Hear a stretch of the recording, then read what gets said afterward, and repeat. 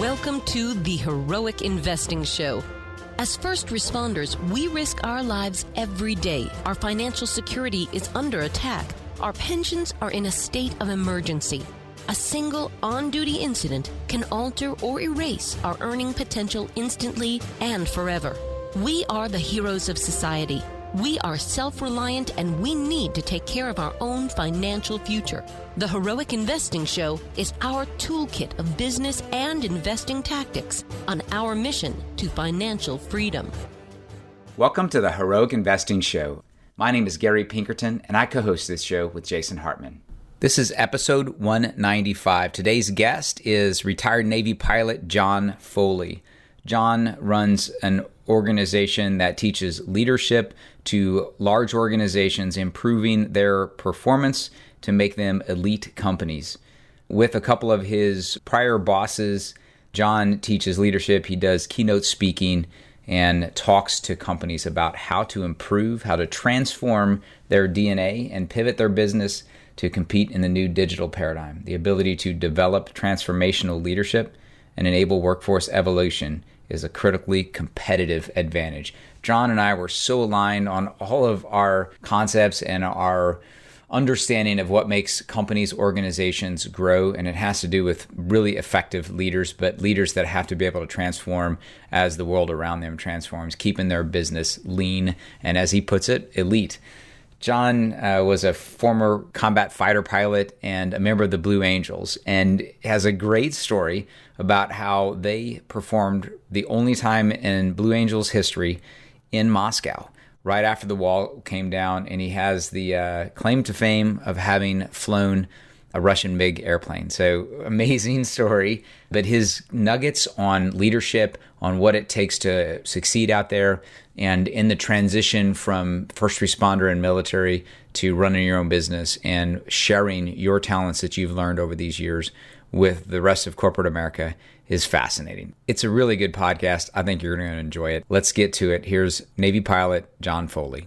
Well, Heroic Investors, welcome back again. I think I might say this on most episodes. I really mean it this time. I've got an amazing high-energy individual that's going to add a lot of value. John, welcome to Heroic Investors, and please give a little bit of your background. Gary, thank you. And everybody out there, I'm deeply glad to be here.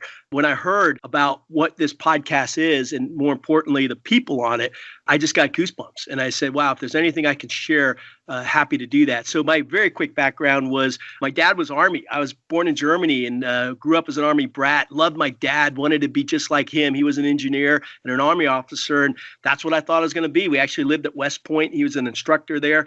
And then one day he took me to an air show and I saw these 6 magical blue jets flying up there in the sky. I think I was 12. And I turned to my dad that day and I said, Dad, I'm going to do that. And it just started a journey like we all been on, but it eventually worked out. I actually went to Annapolis instead of West Point, and my mom was totally happy with that. Dad was too. Played football there. Had a typical career. I went into naval aviation, flew jets off of carriers, flew A4s, A7s, F-14s. Got to fly in the movie Top Gun. Just happened to be in the right place at the right time off the Carrier Enterprise. And instructor pilot. And then became a Blue Angel. And that was in the early 90s, 90 through 92. Great experiences there. Happy to share some insights. Then after that, did the typical war college, department head, all that stuff. And then I decided to reinvent myself. And so I went to Stanford Business School and ended up being a Sloan Fellow there. Got 3 master's degrees. Couldn't get it right. That's why they kept sending me back. Went into venture capital right around 2000, 2001. And if you all remember back in Silicon Valley, that was an interesting time, right? The old bubble, the internet bubble. Yes, it was. Yeah. So I was on the inner circle of a VC firm there. And then I got to be honest with you, stuff was happening so fast. I didn't know what was going on. In fact, when they even asked me to be part of the firm, I said, wait a minute, why me? I know nothing about venture capital. I know nothing about technology. And this was an early stage technology VC firm right down there on California Avenue, right in San Francisco. And they said, you know how to win. We can teach you the rest. And what a great job opportunity that was, right? To see the inner circle But anyhow, real quickly, had a couple years doing that, realized that I personally had this entrepreneurial bug in me. So I tried to start a venture, which is well known now. Red Bull's doing it. It's called the Red Bull Air Races. But I started an adventure called Centerpoint Entertainment. It's going to be the NASCAR of aviation. Basically, I was rolling up air shows, performers, and you need TV and sponsorship. And yeah, I was putting that deal together. I was in New York on a date we all know incredibly well, 9/11, 2001. I was closing an equity deal with ESPN on that day. And of course, that day had major significance for a lot of people, much more than me. But basically, the business deal blew up that day and needed to reinvent myself. And so I did and started this company I have now, which we go around and my two old bosses work with me and we speak to organizations on leadership and teamwork and high performance, and been doing that now for 16 years, spoken to over 1,000 companies, really joyful in being able to share information that we all know really well in a way that's beneficial to the outside world. So glad to be here. That's fantastic. That's awesome. So there are two things that I want to make absolutely sure we talk about before we run out of podcasting time. So I'm going to just hit them both, if you don't mind. The first one is, you shared with me before we started the show, and I said, let's just cover it in the show, because we definitely want to, because it's very nostalgic for myself. I mean, you and I both went to Naval Academy. We were there in the 80s, and I was the very tip of the 90s. But it was Cold War time still, and there was so much lore about Russia and going against the bear and all of that. You found yourself not only in Moscow, which is a place I've never been able to go with my clearance, and still it's on my short-term bucket list to get there now that I'm able to. But you not only found yourself in Moscow in the 80s, you flew one of their aircraft. So tell us about that. Yeah, well, the background was, as you all know, the Berlin Wall came down in 89. That's when I got selected for the team, the Blue Angels, that is. And in 1992, we got this amazing opportunity because the world was changing quickly, as you know. And we submitted an application to take the team to Europe, but not just Eastern Europe, or not just Western Europe, rather, back to Eastern Europe and to go to Moscow. Well, you can imagine what that was like, trying to get it through the State Department, the DOD, of course. It actually had to go through the White House. But in 92, we took the Blue Angels to Moscow.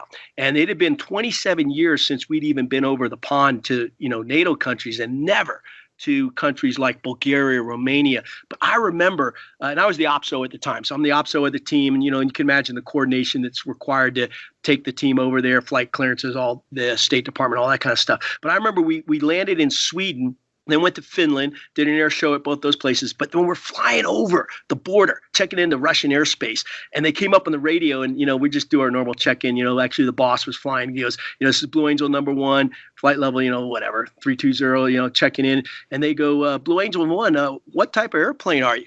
And he comes up on the radio. He says, these are 8 U.S. Navy F-18s, and there's dead silence, radio. And I had gotten all the clearances, but still, there's some communication gap. Finally, about a minute later, they say, well, continue.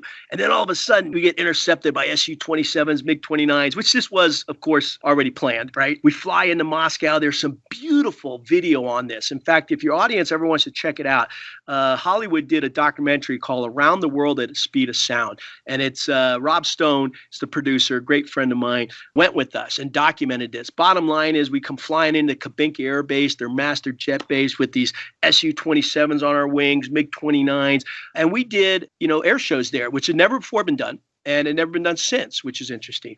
But what I remember, besides getting a chance to exchange rides, I flew in the Su-27, got a chance to fly the hero of the Soviet Union in my back seat, and can gladly say I knocked him out, which was fun. But he tried to knock me out. He couldn't. We had fun. But the best part about all that stuff was not the flying. The best part was to see how we were embraced by the Russian people. There's pictures of me holding little kids. And, as you know, the Blue Angels mission is ambassadors of goodwill. And that's exactly what we were. And I got to tell you, after you got through the chest pumping of, let's go do it, they're just like us, right? Warriors. And it was a real, real beautiful time in my life. It's amazing. Well, thanks for sharing that with the audience. I don't know how many times you get the chance to share that, but it's probably fun to relive. It is. And like just talking about it, I got, I'm picturing it in my eyes. And I really picture, besides the jets, and that was all fun, was the kids. That's what stuck with me. That's awesome. Have you been back to, Russia since?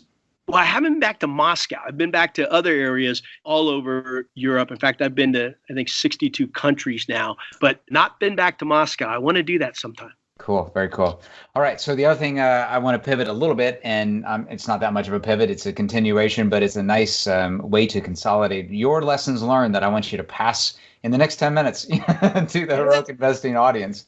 That is specifically a new book you have, which is rolling all of this up for us. It's called Fearless Success Beyond High Performance. Talk to us, please, about that. Yeah, Gary. Well, thank you. First off, it took me 10 years to write the thing. I'm not really a writer, and I wasn't happy with the manuscript. I had written 4 of them, and the one that's out now, I'm pleased we got it out, because what it does is it just takes the reader through a journey, right? And it's a journey of not just with the Blue Angels, but I heavily look in there and say, okay, what were the attributes? What were the qualities of that high performance team? And how can we transfer that into investing, into personal life, into business, all these elements? So what I really focus on is something that I think we all know incredibly well, and that is you got to have a belief, right? It's about instilling this mindset, and I call it a mindset of glad to be here. And to me, that means about being grateful and appreciative for every little moment in our lives. As veterans, as active duty military, as first responders, we have a lot to be grateful for. We hold a special bond that we all know. But this even goes beyond that. This is just being grateful for the little things in life. Like when I woke up this morning, I do it every morning. I just say, what am I grateful for? And first thought was you. I said, man, I can't wait to meet Gary and the people on this podcast. And then I go back in my day, and turns out if you go back, the human brain doesn't care if you're remembering something or you're actually experiencing it for the first time. Done a lot of research in the neuroscience. I get to work with those people. And so I start going back there, and I just remember what happened yesterday. And then I go forward in my day. Anyhow, the idea, I call it my glad to be or wake up. But what it does is it changes the way your brain works, right? So I try to combine what we know, which extremely well, operational excellence, with this glad to be here mindset. And what I found is if you're able to do both, because it's like 2 sides of the same coin, you actually get breakthrough performance. And then you can target it and focus it in any area you want. You want to focus it on investing? Bam. And there's a methodology that I'm happy to share with you that works. And so that's kind of the essence of the book, but it's a lot of stories, right? Storytelling. It's got some Russian stories in there, and happy to go deeper into it if you want. Yeah, well, please. I think the application of it, because there's, we have a varied audience out here. Yeah. Certainly those that are still actively pursuing their career of service. But yes. Also, we have a high percentage, I know you know this as well as I do, of people who leave the military and leave first responder service that start their own businesses and go their own way in a leadership role. Whatever you can share with respect to the ability to make impact, the technique. Yeah. Happy to. And it's impact. I love that word, by the way. I think that's the key. It's that purpose larger than self, right? That we all have. Mm-hmm. And the ability to actually translate that is into the civilian world is not always there as much. And so I think we have to create that, right? In first responders, of course, and police and all that, but out there in the business world. So I think the key is, here's what I basically did. So I remember being in Silicon Valley, and I had gone through all the schooling, but it's not about schooling. I think it's about, firsthand experience, right? I'm seeing all these companies, and a lot of them early stage, some went IPO, whatever. And I'm sitting here going, what's the threat? And then I remember when the bubble hit, and it burst, right? And I remember sitting around the room that day with some of the other partners, and we're just talking about, like, what are we going to do, right? And a thought hit my head. And the thought that hit my head was not, why did the bubble burst? That wasn't my question. My question was, how come some people outperform others and some don't? How come some teams consistently can outperform, some don't? How come some organizations consistently the best? And in the military, we know how to do that extremely well, and some aren't, right? And then how do you do that under change? So how do you lead through change? Changing people, changing dynamics, changing markets. So that was the question that hit my head. That was back in 2001.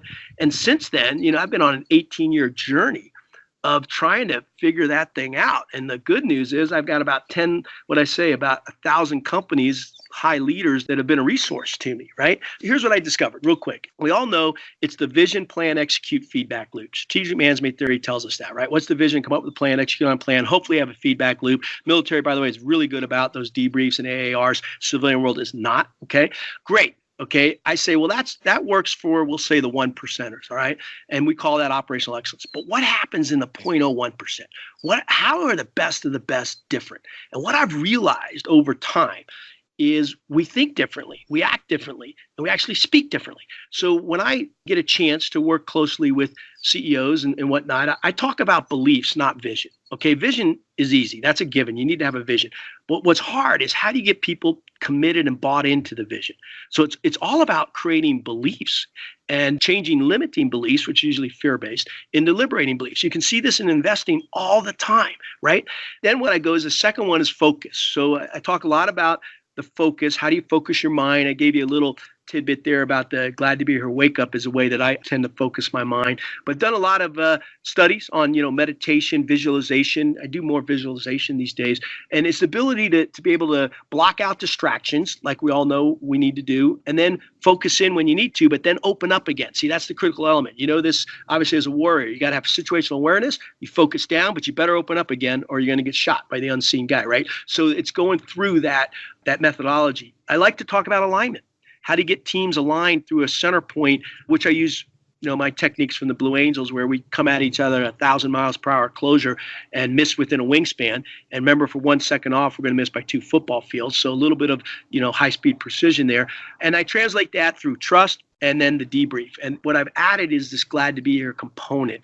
Then what it does is it resets the cycle. So it's all in the book. But what I wanted to do was just at a high level say that I find this is a very simple methodology. It should be simple.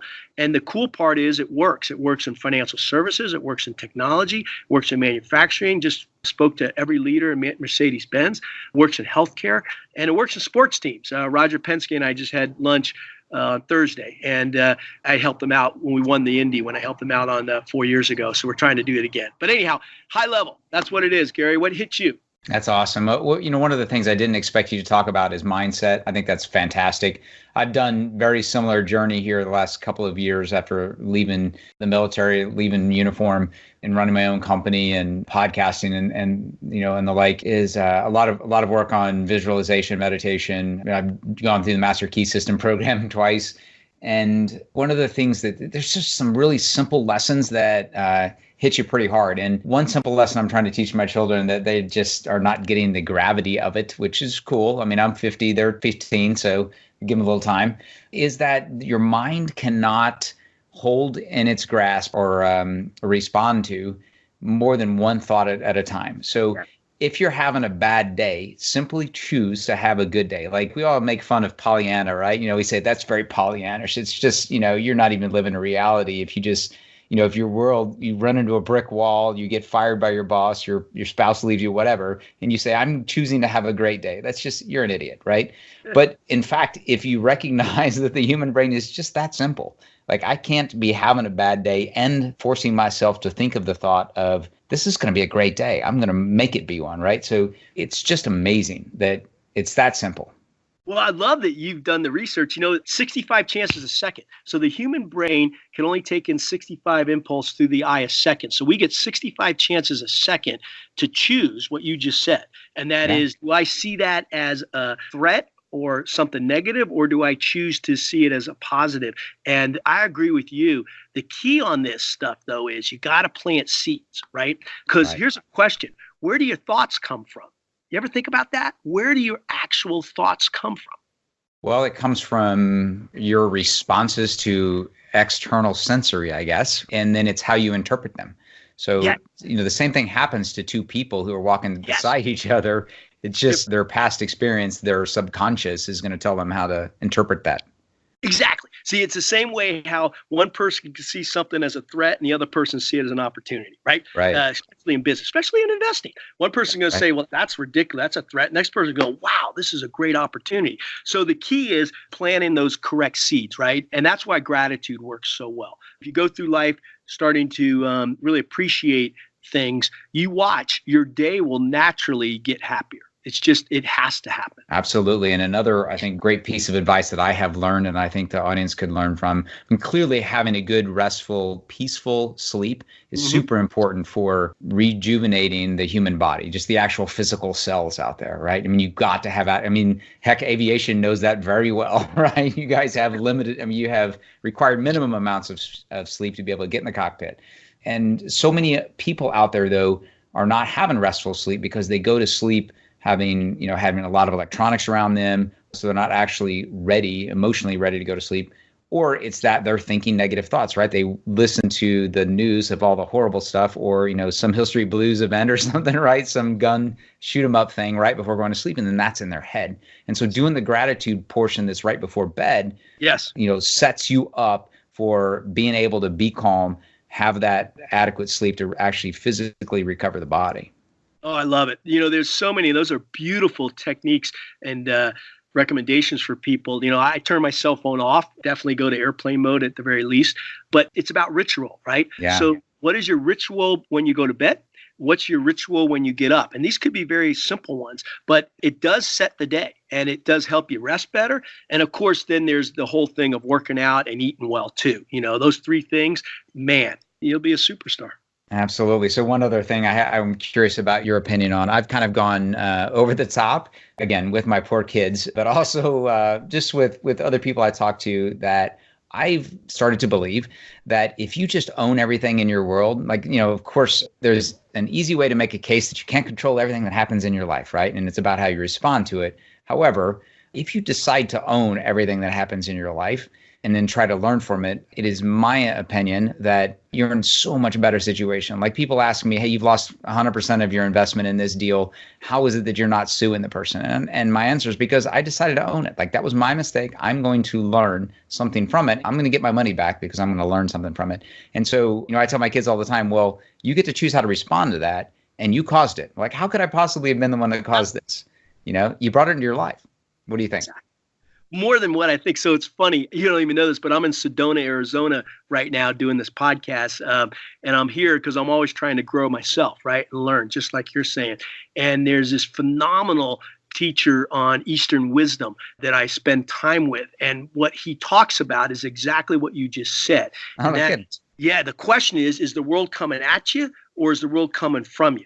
Right? Yeah. Most people feel like the world's coming at them. And so that's when you're in the reactive mode. And that's when you say, well, that wasn't my fault. When you take ownership, like you just said, when you realize it's actually coming from you, then you control your destiny. And that gets really powerful, especially when you get to choose how you react to something, right? Powerful. Yeah. In the end, when you're able to blame somebody else and say it wasn't my fault, then you're able to cop out of it, right? You don't have to, own it and, roll up the shirt sleeves and get busy fixing it. I remember once, I don't know where I heard this, but, when you point your finger at somebody, 3 of them are pointing back at you. Yeah. Those two things, very, very simple little things have made the biggest difference for me in the last year. Is simply realizing that all I have to do to stop the stinking thinking, as Zig Ziglar said, is just put a positive thing in my mind, even if I don't necessarily believe it. Just keep saying it. Brainwash. Yeah. And then the other is owning everything that happens in my life and just, fixing it. Well, it's pretty cool. I love the fixing it. On the Blues, we had a saying, I'll fix it. In the debriefs we did, again, if you read the book, you'll see where it's there. I go through how we did that. And that's the ownership. Everybody took accountability, but they actually said, I'll fix it. And it elevated the responsibility. I love that idea of both positive thinking with a plan, right? Because the positivity of how I choose to think, I believe, though, you also have to take ownership. You have to have a plan, right? There you go. Right. Yeah. It's hard to think positively if you don't feel like you can change it, if you're going to have any control of what's coming next at you. Wow. This has been amazing. The time has flown by. I'm looking at my clock like we did something wrong because it's almost 30 minutes. But this has been amazing, John. I can't wait. We're certainly going to stay connected, and I can't wait to get more involved with learning about your company, visiting some things, seeing how we can both help help veterans, first responders, and just Americans. Yes, I'm with you, Gary. It's been a joy. And, I'm just thinking about the people listening, and that's it. I want to give back, right? I want to help people. And if there's any kind of insights from the past, great, but it's all about making that impact, right? And Gary, look forward to it. Maybe we'll get together on another one of these, and definitely want to stay close. Absolutely. So how do they find your company, what you're doing? I know, so the book, again, Fearless Success, Beyond High Performance, on Amazon and I'm sure everywhere else. How do they find out more about your company? It's johnfoleyinc.com, johnfoleyinc.com. Pretty much put in John Foley on a search and it should come up. On there, you'll see, actually, if you go to the website, we got an actual store there. We're bundling in some special stuff for the book. So not just the book, which of course you can get the Amazon. It's in all the bookstores. It's in the airports, all that. But I got this other thing called Breaking Belief Barriers. Really good for setting your beliefs, right? But the company, there's a lot of information there. We do a lot of keynotes and leadership, but I'm starting to branch off into the personal mastery space. And that's what excites me, to talk more about what you and I are talking about, right? I can see that. Yeah. How's an individual really benefit? Perfect. Awesome. John, thank you so much for joining us. We'll get you back on here real soon. All right, Gary. Thank you. Glad to be here. Thank you so much for listening. Please be sure to subscribe so that you don't miss any episodes. Be sure to check out the show's specific website and our general website, hartmanmedia.com, for appropriate disclaimers and terms of service. Remember that guest opinions are their own, and if you require specific legal or tax advice or advice in any other specialized area, please consult an appropriate professional. And we also very much appreciate you reviewing the show. Please go to iTunes or Stitcher Radio or whatever platform you're using and write a review for the show. We would very much appreciate that. And be sure to make it official and subscribe so you do not miss any episodes. We look forward to seeing you on the next episode.